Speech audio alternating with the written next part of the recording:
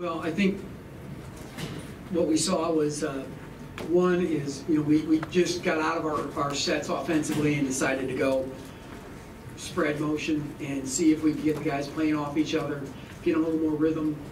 I thought our energy was a little bit low just the whole night. I didn't like just the flow of it. And they did a really good job playing off each other. We got the ball in the lane, we drove it, got to the foul line, and then at the same time we went 1-3-1 because we just had so much foul trouble. And we decided to be more aggressive with it, just pick up full, trap a little bit, just to try and, we got to change the momentum of the game. And I thought both of those things kind of worked hand in hand, and then you could just see our guys growing in confidence. Tim, were there 2 or 3 players who were kind of driving the bus at the end, or was it just your veteran guys just saying, hey, we're going to make plays and we're going to win? Yeah, as you look at it, I guess I feel the guys are just playing off each other. I thought that Palmer was really good.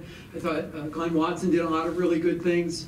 I haven't even looked at the stat sheet, but Glenn's got 15 and 5, James 28 again, and I just Jordy was in such bad foul trouble, Roby was in such bad foul trouble, Cope got in foul trouble, and among others, right? And so felt like we were just fixing all night, managing the game, trying to fix things, solve problems.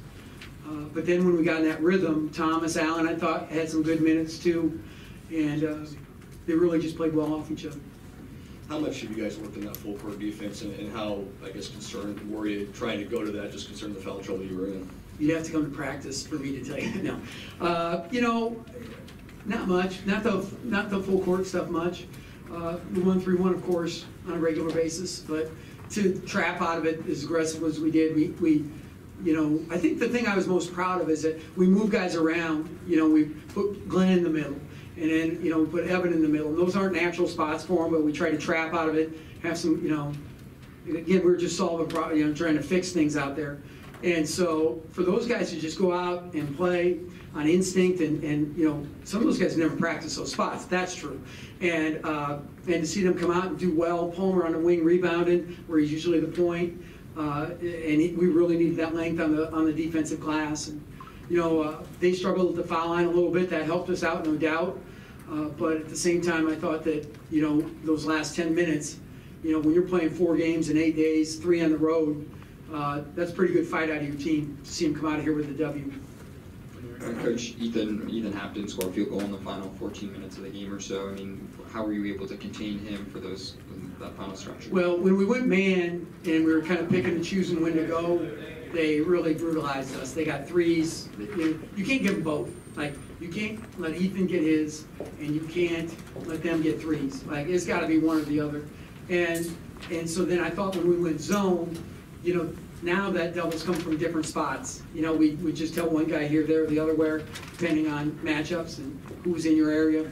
I thought that was better, and it was harder for him to get free. Maybe it would frustrate him a little bit more too. So I think that, again, when we were 1-3-1, that was good for us. Tim, you kind of hinted at it here and there, but just overall. Say that again, please, Brian. You've just kind of hinted at it here and there, but overall, what's this mean? A testament to your mental toughness as a team to do this on the road, considering all the obstacles you had to overcome 3/4 of the way through the game? Well, what's great to see is some guys that have been through some real losing, stay in there and battle and learn how to win. And some of those older veteran guys that have been transfers or whatever, play with a fearlessness that, no, we can do this. And really there was never any, I think guys were kind of disappointed how they were playing when we got down 10. And I think then that's when we went more 5-out motion. And you could see their confidence grow as they played off each other, and then we got some defensive stops too.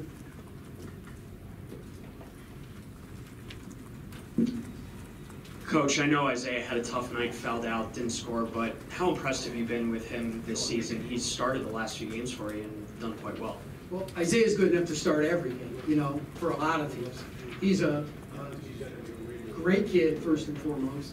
I went and talked to him on the bench about halfway through the second half. I'm like, how you doing? He goes, I'm just playing so bad, Coach. I'm like, okay, you got to give that up, kid. Forget about it, on to the next.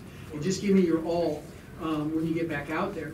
And so, he had some tough fouls tonight, but he's got real talent.